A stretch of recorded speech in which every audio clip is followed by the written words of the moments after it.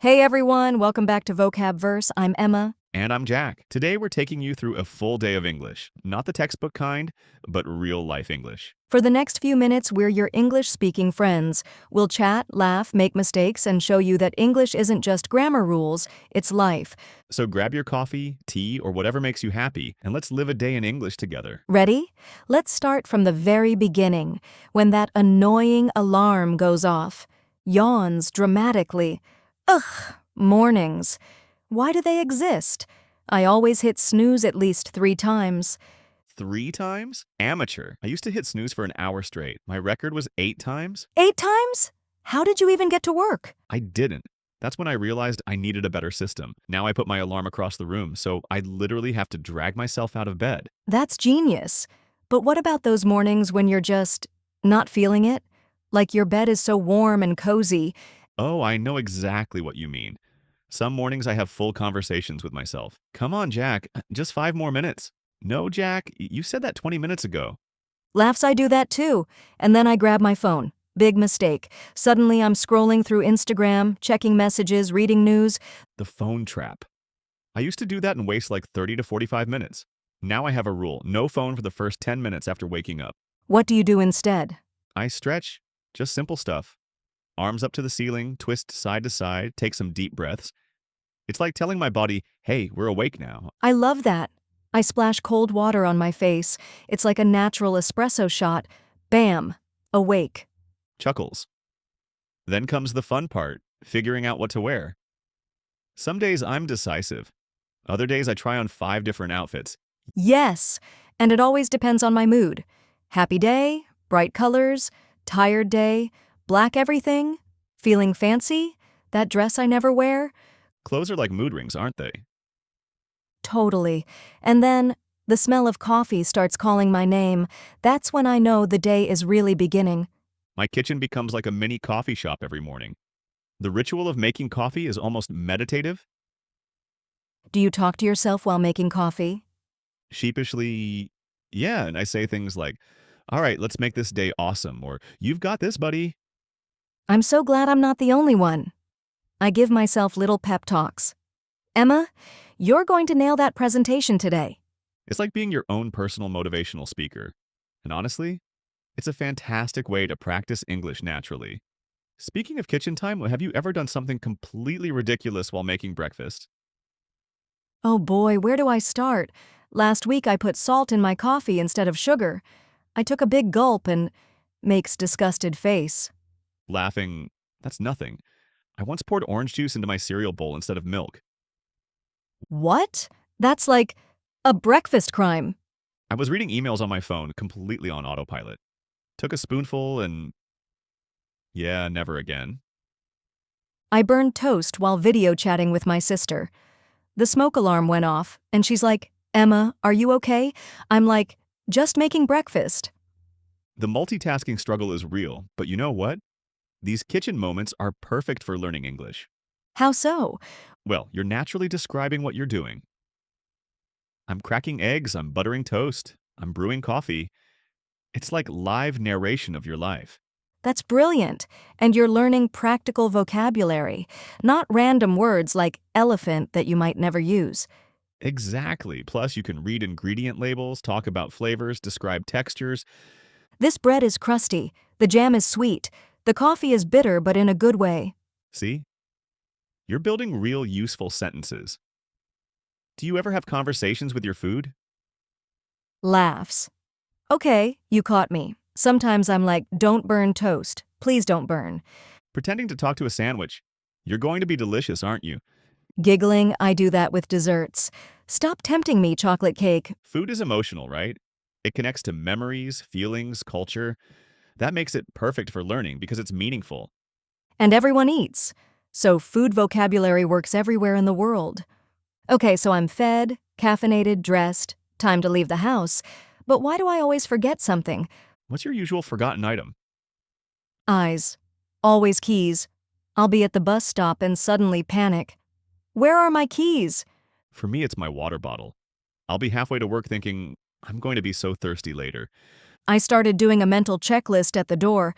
Phone, check. Wallet, check. Keys, check. Lip balm. Lip balm is crucial. If I forget it, my whole day feels off. It's weird how small things can affect your mood. I have the sock situation. I've gone to important meetings with one blue sock and one black sock. Gasps, fashion emergency. I told people it was my creative expression, like nobody bought it. But seriously, this leaving the house routine is great English practice. You can narrate every action. I'm grabbing my jacket, I'm checking my bag, I'm locking the door, I'm walking to the elevator. It sounds simple, but these are the phrases you use every single day, way more useful than memorizing Shakespeare. And if you live with someone, you can involve them. Have you seen my sunglasses? Did I leave my umbrella here? Those little interactions build confidence in asking questions naturally. Once I'm out in the world, I become a people watcher. Public transport is like a mobile theater. Oh my gosh, yes, I create little stories about strangers. That woman in the red coat? She's definitely going to an important job interview. That guy with the guitar case? He's going to play in the subway and make people's day better. The couple holding hands? Maybe it's their first date, or maybe they've been married for 30 years and still hold hands. This is actually amazing English practice. Describing people, guessing situations, talking about possibilities. She looks confident. He seems nervous. They appear to be discussing something serious. You're using observation skills and vocabulary together. Plus, you can practice different verb forms. She's wearing... He looks like... They might be. And there's always the weather to discuss. Weather talk is like the universal conversation starter. Beautiful morning, isn't it? Looks like rain later. Too hot for June. In English-speaking countries, weather small talk is huge. It's not about the weather. It's about connecting with people. It's the safe conversation starter. Not too personal, not controversial, just friendly. I used to think small talk was pointless. Now I realize it's like social glue. It makes strangers feel less strange. And it's predictable, which is perfect when you're learning. You know, certain phrases will work in certain situations. Do you ever eavesdrop on conversations? For learning purposes, of course. Whispers conspiratorially, always, but quietly. I pick up expressions, accents, the rhythm of natural speech. Same. Sometimes I hear a phrase and think, oh, that's how native speakers say that. Just remember, listening is learning, but staring is creepy. Laughs. Good advice. Keep it casual, keep it respectful. All right, now we're at work. A whole different English universe begins. Office English is its own language. Phrases like, let's circle back on this, can you shoot me an email? Or let's touch base later. In exaggerated corporate voice, let's leverage our synergies to optimize this deliverable. Laughing stop. You're giving me corporate jargon flashbacks. But seriously, workplace English has its own culture. Like, when someone says, we need to talk, it's never about something good.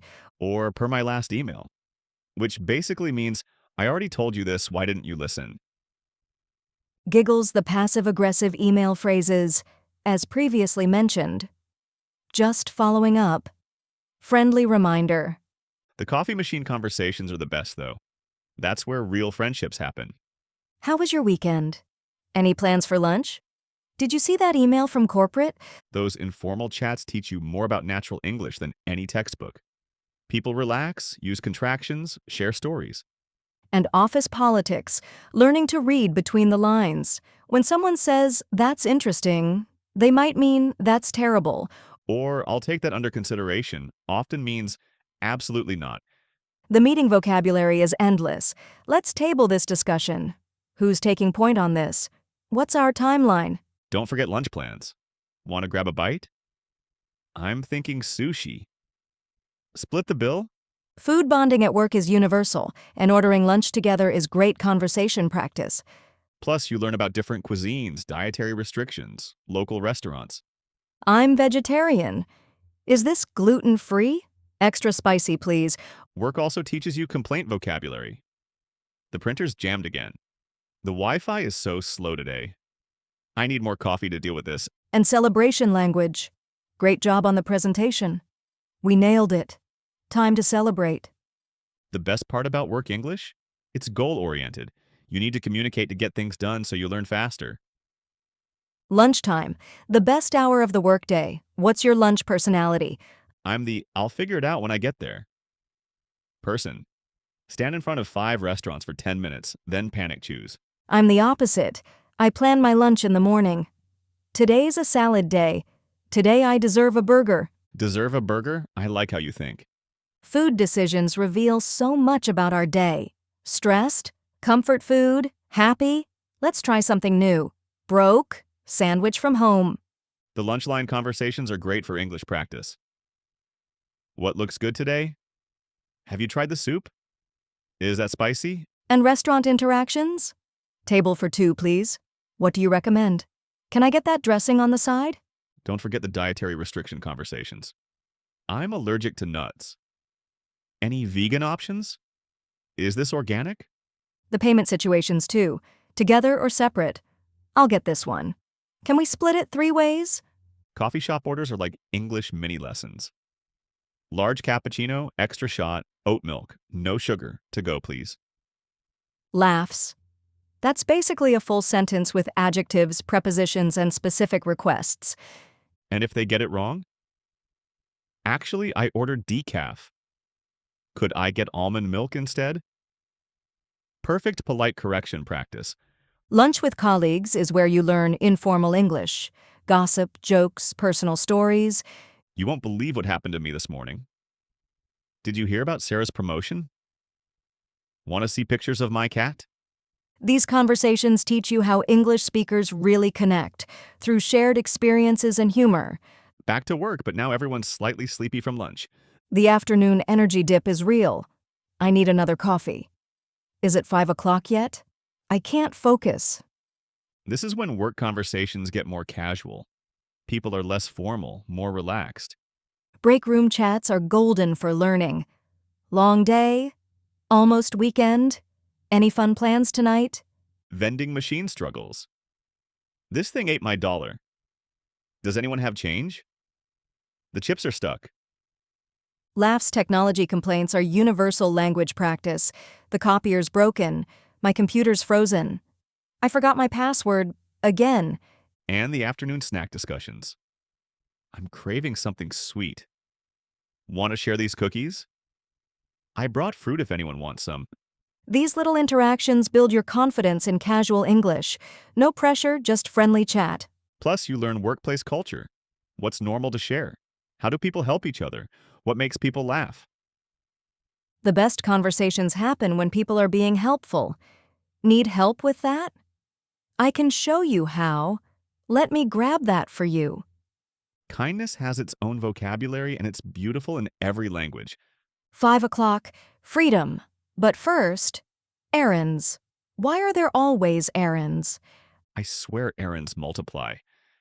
I finish one and 3 more appear. Grocery store, bank, pharmacy. The grocery store is an English learning paradise, though. Reading labels, asking for help, making decisions. Excuse me, where's the almond milk? Is this on sale? Paper or plastic? I always go in for one thing and leave with 10. I just need bread. Oh, but we're out of eggs. And look, strawberries. Wait, do I have shampoo? Laughs. The internal grocery store monologue. Do I need this? When does this expire? Is this a good price? And then the checkout small talk. Find everything okay? Busy day? Have a great evening. Cashiers are usually friendly and patient, perfect for practicing polite conversation. Banking is more formal English practice. I'd like to make a deposit. What's my account balance? Thank you for your help. Pharmacy visits teach health vocabulary. I need to pick up a prescription. Do you have anything for allergies? When should I take this? These real-life interactions are so much better than role-playing in class. The stakes are low, people are helpful, and you accomplish something. Plus, you learn about local culture. How do people interact in different settings? What's considered polite? After errands, it's finally time to head home. But first, what's for dinner? The eternal question. Should I cook? Order in, call my mom and see if she made extra? Giggles calling mom for dinner is a universal experience. Finally home.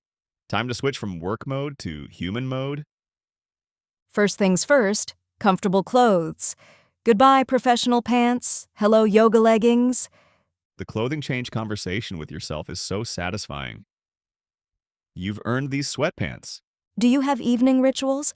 Mine's like a whole production. Face wash, comfortable clothes, slippers, tea. I light a candle, usually vanilla or something cozy. It's like telling my brain, we're home now. You can relax. Candles are instant mood changers, and it's fun vocabulary too. This smells like cinnamon. It's very soothing. The flame is flickering. What about dinner decisions? That's always an adventure. What's in the fridge? What can I make with pasta, random vegetables, and hope? Laughs the fridge archaeology. When did I buy this cheese? Is this still good? What's that smell? Cooking dinner is perfect English practice. Following recipes, timing things, talking through the process. First, chop the onions, then heat the oil. Add garlic until fragrant. Recipe English is its own category. Simmer for 10 minutes. Season to taste. Serves 4 people. And kitchen disasters. I burned the garlic. This needs more salt. Why is this so spicy? Cooking failures teach you problem-solving vocabulary. How can I fix this? Maybe I'll add more cream. Next time I'll set a timer. Plus cooking shows. Perfect for learning English while being entertained. Today we're making... The secret ingredient is... Don't forget to season. Food TV personalities are usually enthusiastic and clear. Great for learning pronunciation and food vocabulary. After dinner, it's entertainment time. Netflix, books, music, games. I'm a scroll through Netflix for 20 minutes, then watch something I've seen before person.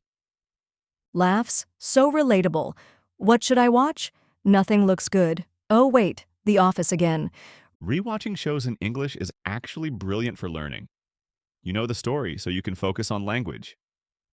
Yes, you catch jokes you missed, understand cultural references, pick up natural expressions. And subtitles. Sometimes I watch with English subtitles to connect written and spoken English. Different genres teach different vocabulary. Comedies for everyday expressions, dramas for emotions, documentaries for formal language. What about music? Do you sing along to English songs? Always, even when I don't know all the words. Something, something love, something, something heart. Singing badly. I don't know the verse, but I know the chorus. Singing helps with pronunciation, rhythm, and memorizing phrases. Plus, it's fun. And podcasts. Perfect for passive learning while doing other things.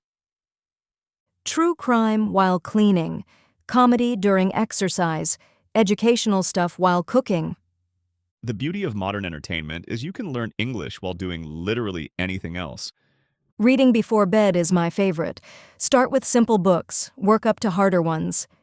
E-readers are perfect for language learning. Built-in dictionaries, adjustable text size, easy to carry. As the day winds down, bedtime routine begins, and it's surprisingly personal and cultural. My routine is pretty simple. Brush teeth, wash face, set tomorrow's alarm, done. Mine's more involved. Skincare routine with like 6 steps. Cleanser, toner, serum, moisturizer. 6 steps? That's like a science experiment. Laughs, it's self-care and great vocabulary practice. This cream is hydrating. My skin feels soft. This smells like roses. I like the reflection part of bedtime. Thinking about the day, planning tomorrow. Do you talk to yourself about your day? Sometimes I'll say things like, today was good, or tomorrow I need to finish that project. I do that too. I'm proud of how I handled that meeting. Tomorrow, I'll call my friend back. This self-talk in English is so powerful for learning. You're processing your life in the language you're studying. And it's private, so no pressure. You can make mistakes, try new words, practice expressing feelings. Setting intentions for tomorrow in English. I will be more patient. I want to try something new. I'll speak up in the meeting. These positive affirmations build confidence in English and in life. What about gratitude? I'm grateful for good weather today. I appreciated my coworkers' help. That dinner was delicious. Gratitude vocabulary is beautiful. I'm thankful. I appreciate. I'm lucky to have. And then the final good night to yourself. Sleep well, Jack. You did your best today. Tomorrow's a new day. Self-compassion in English, it's like learning to be kind in a new language. But let's talk about weekends, when routine goes out the window and fun begins. Saturday mornings are sacred. No alarms, no rush, just existing peacefully. I love lazy weekend mornings. What time is it? Who cares? What should I eat? Everything. Weekend breakfast is different than weekday breakfast. Pancakes instead of toast. Fresh juice instead of rushed coffee. Should we go out for brunch? Let's try that new cafe. I'm craving Eggs Benedict. Brunch conversations are the best. Relaxed, longer, more personal than workday chats. Weekend plans discussions. What do you feel like doing? Want to see a movie? How about a walk in the park? The beauty of weekend English is it's more creative, more personal. You talk about hobbies, dreams, random thoughts. I've been thinking about learning guitar. I want to travel to Iceland someday. Do you think aliens exist? Laughs weekend conversations can go anywhere. Deep philosophy at 2 p.m., silly jokes at dinner. Weekend activities are perfect for English practice because they're fun. Shopping, movies, sports, art, nature. This shirt looks great on you. The movie was hilarious. What a beautiful sunset. And weekend social time. Friends, family, parties, gatherings. Social English is different from work English. More casual, more emotional, more personal. You share stories, make plans, give compliments, express opinions. I had the funniest thing happen yesterday. We should do this more often. You always make me laugh. Weekend English includes more emotions, more descriptive language, more personal connections. And Saturday night decisions. Should we stay in or go out? Movie night or dancing? Early night or adventure? The internal debate is great English practice. I'm tired, but that sounds fun. I should be responsible, but I want to have fun. Let's talk about hobbies. This is where English gets really personal and passionate. Hobbies are perfect for learning because you actually care about the topic. You want to communicate about things you love. What are you into these days? I've been getting into photography, learning all this new vocabulary, aperture, shutter speed, composition. That's so cool. Hobby vocabulary is specialized but useful. You can have deep conversations with people who share your interests. Exactly. And you can follow English-speaking photographers, watch tutorials, read blogs. I'm obsessed with cooking shows lately, learning terms like julienne, sauté, al dente, Food Network is basically English school disguised as entertainment. right? And cooking communities online are so welcoming. What recipe should I try next? Has anyone made this before? Hobby communities are great for English learners because people are patient and helpful. They want to share their passion. What about fitness, gym vocabulary, yoga terms, running language? I'm training for a marathon. This workout is intense. I need to stretch more. Sports conversations are universal. Did you see the game last night? What's your favorite team? Want to play tennis? And creative hobbies. Art, music, writing, crafts. I'm working on a painting. Do you play any instruments? I love to write poetry. These conversations let you express your creative side in English. It's like learning to dream in a new language. Plus, you can find English-speaking communities for any hobby, knitting groups, book clubs, hiking meetups. Hobbies give you stories to tell, experiences to share, expertise to discuss. They make you interesting in English. Speaking of connections, let's talk about relationships in English. Friends, family, dating, love. Relationship language is so nuanced. We're seeing each other versus we're dating versus we're together. Laughs. And don't get started on it's complicated. Family conversations are interesting because they're informal but important. How's your mom? My sister's getting married. Dad jokes are the worst. Family English includes nicknames, inside jokes, shared memories. Remember when you sound just like Grandpa? Mom always says, Friend conversations are different, more casual, more current. Want to hang out? Did you see Sarah's post? Let's catch up soon. and making new friends in English. How do you know Jake? What do you do for work? We should exchange numbers. Dating vocabulary is its own adventure. Would you like to go out sometime? This was really fun. I'd love to see you again. Chuckles and the relationship status updates? We're exclusive now. I met someone special. It's not working out. Conflict resolution in English is important too. Can we talk about this? I understand your point. Let's agree to disagree? Apologizing sincerely. I'm sorry I hurt your feelings. That wasn't fair of me. How can I make this right? And celebrating relationships. Congratulations on your engagement. Happy anniversary. I'm so happy for you. Love language in English is beautiful. You mean the world to me. I appreciate you. You make me a better person. These emotional conversations teach you to express feelings authentically in English. Let's dream a little. Talking about future plans in English is exciting and hopeful. Future tense practice with actual dreams, way better than textbook exercises. Someday I want to. My goal is to. I'm planning to. I hope I can. Travel dreams are universal. I want to visit Japan. I'd love to see the Northern Lights. Road trip across America sounds amazing. Career aspirations. I'm thinking about changing jobs. I'd like to start my own business. My dream job would be. Learning goals. I want to become fluent in Spanish too. I'd like to learn piano. Maybe I'll take a cooking class. Life milestones. I hope to buy a house soon. I want to get married someday. I'd love to have kids. Adventure goals. I want to learn to surf. I'd like to go skydiving. Maybe I'll climb a mountain. Creative dreams. I want to write a book. I'd love to learn photography. Maybe I'll start a blog. These conversations let you practice conditional language. If I save enough money, when I have more time, as soon as I finish school. And they're inspiring. Talking about dreams in English makes them feel more real, more possible. Plus, other people can give advice, share experiences, offer encouragement. You should definitely do that. I know someone who. That sounds amazing.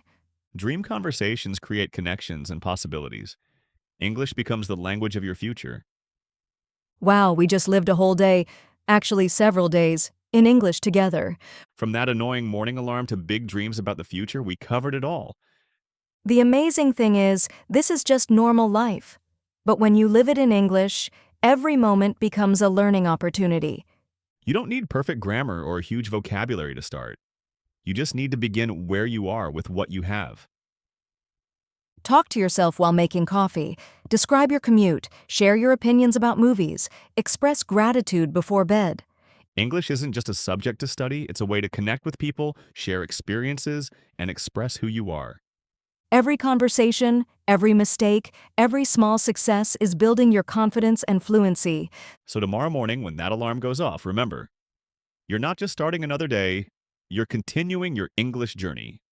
And we're here with you. Every episode, every conversation, every moment you choose to practice. Because fluency isn't about being perfect, it's about being brave enough to communicate, connect, and grow. Keep talking, keep listening, keep living your life in English. Until next time, this is Jack. And Emma, reminding you to stay curious, stay confident, and keep speaking. Thanks for spending this hour with us. See you next time on Vocab Verse.